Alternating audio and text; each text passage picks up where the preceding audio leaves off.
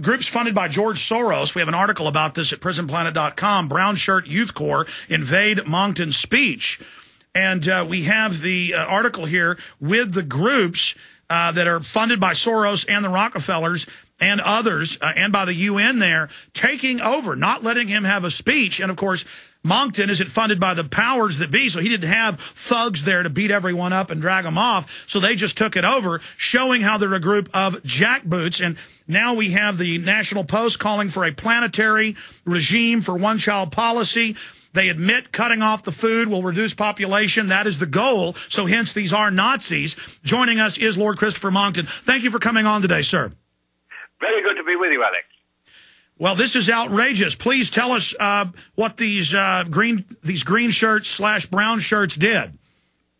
Well, we were having a meeting with Americans for Prosperity. I'd been asked to come and give a speech about what was in the Copenhagen Agreement. It's no longer a treaty now. They've downgraded it to an agreement because they know they can't get a treaty through the Senate. That's become very clear. So the whole thing is being driven by your Constitution, which still has enough force in it to stop them getting away with everything thereafter. But anyway, I was briefing them on how this was going to be pushed through by Obama. He was going to sign it in Copenhagen. He was then going to put it before both houses of Congress, try and get it through by a simple majority. He might even fail that now. But as I was beginning to speak, in walked, or rather up jumped, people who'd crept in and sat down quietly initially, and they began a kind of robotic Nazi chant. It was just like the Hitler Youth. And indeed, the whole air of this Copenhagen conference has the stink of a Nuremberg rally about it, just at the time when we had hoped that in Europe, in the world, that kind of sort of centralist propaganda and only one system of thought being permitted had been swept away forever. Here it is re-emerging, no longer red, white and black, but now green is the colour that you find on every banner trailing from a public building. Green is the colour of the elaborate displays that the Nazis last used to have in all the main squares in Copenhagen, and now we have exactly the same kind of Nazi displays, but this time advertising climate change as the big enemy. Just as in the old days it was Jews that were the big enemy. Well, frankly, this has begun to upset many people. We had a German person who was in our meeting. He was almost in tears by the end. He said, I never thought that I would see this. He said, I thought we were behind all that. I thought we would never again see the Hitler Jugend on the march, indoctrinated by the party and only putting one point of view. He was really, really, really upset. And of course, that's how terrifying it is for all of us who are here to see the robotic drill with which these people simply talk slogans. None of them know any climate science. None of them know any economics. None of them understand policy making. All of them have been told that the harmless trace gas without which every piece of life, whether plant or animal on this planet, would be dead, is somehow a dangerous pollutant which is going to set the planet on fire. It doesn't get more ludicrous or more sickeningly dangerous than that. But Lord Moncton, there is a sense of desperation by these people as more universities come out and are proven to be engaged in fraud via UN collusion, directing this. And I would like to you, in the last few minutes we have with you, to speak directly to the useful idiots, the same type that supported Lenin and Hitler and Mao, to understand that the climate cuts now in the treaty, the Danish text, will closely double more cuts in third world than the West has to make, and that this will devastate the third world. Many of the useful liberals believe this was actually a tax on the West to help the third world. Clearly, the IMF and World Bank that have been caught engaged in predator activity against the third world have now been caught that this is all just a giant money-making scam. Can you speak directly to not just the same slogans as Nazis, but that this will result in the deaths of more people than the Nazis killed if implemented? Let me quote from the UN itself just for once.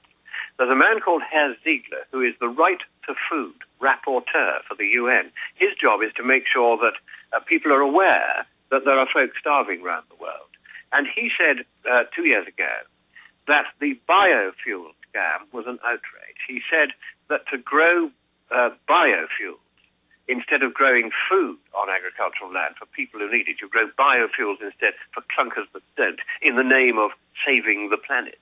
What you're doing is causing mass starvation, food riots in a dozen countries of the world, millions dying not because of climate change happening, but because of the sloganizing and the policies of these rich people who are manipulating this for their own profit. People dying now. And Herr Ziegler said this.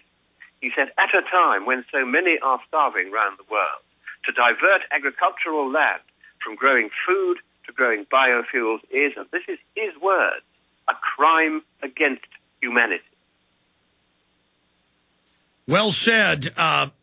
I'm going to skip this break. We've only got a few minutes left with Lord Christopher Monckton.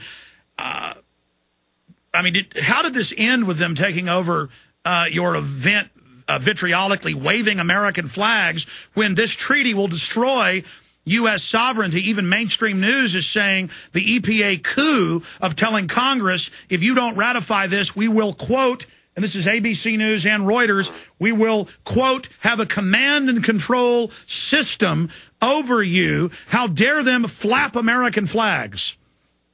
That is an outrage, I agree. What happened was I simply went to the microphones, which were directional, so that I could still be heard in Pennsylvania and the other parts of the United States, all over the states, thousands of people linked in. And the chanters could only be heard very distantly by them in the background. And eventually the chanters realized we were just carrying on with the meeting anyway, and they weren't getting anywhere. So in dribs and drabs, they filed out and rapidly disappeared, no doubt to report on what they thought was their triumph.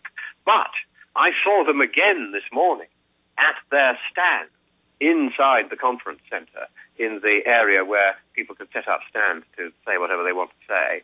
And they came rushing up to me and they said, how dare you call us Hitler Youth? Because German television had been there. They had interviewed me, and I had said, almost with tears in my eyes, these people have behaved like the Hitler Youth.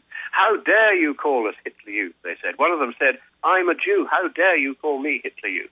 I said, if you ever again come in chanting moronic, robotic slogans and interrupt the right of free speech of others who happen to differ with you on a matter of public policy, then I will once again call you Hitler Youth, for that is what you are. Never has such behavior been seen in Copenhagen since Hitler was in control of it.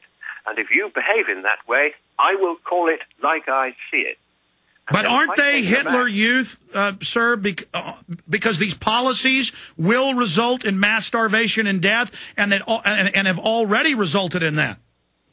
That is the truth of the matter. I think it's probably fair to say, of course it's very difficult to measure this, it's probably fair to say that more people have been killed by the green movement with this climate scam and the biofuels taking land out of agricultural production, doubling the price of food, pricing food out of the poor people's pockets. They simply can't afford to buy the food. They're living on mud pies made with real mud in Haiti, for heaven's sake. And even they can't now afford the mud pies either, because they've doubled in price, thanks to the biofuel scare.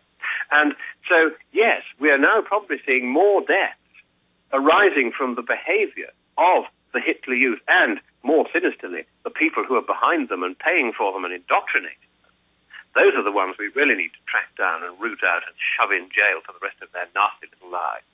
Because we are killing people probably in larger numbers now than Hitler did when he killed the Jews. We're killing them of starvation because the West doesn't care about anything except some putative icicle dribbling somewhere in Greenland, all of which is entirely within the natural variability of the climate, as we now know from the ClimateGate emails, which expose the fraud that's been perpetrated by these scientists. On the one hand, they're telling us only this week that this decade has been the warmest since records began 150 years ago, which admittedly is not particularly a surprising conclusion because we've had 300 years of global warming starting in 1695. However, what they are saying privately, whatever they're saying publicly, privately they're saying there has indeed been, as I've been saying on your program and elsewhere for many years, we've had global cooling for many years. In fact, we've now had global cooling for 9 full years. They're admitting this privately in these emails. A very recent one says exactly this. And they're saying it's a travesty that we can't explain it. I can explain it. It's very simple. CO2 doesn't have the warming effect. You've been pretending it does. You've been fooled by your own propaganda. Time to go back, get out the abacus and the counting stones and do your sums again and throw away those big fancy Xbox 360 models because they have been leading you astray.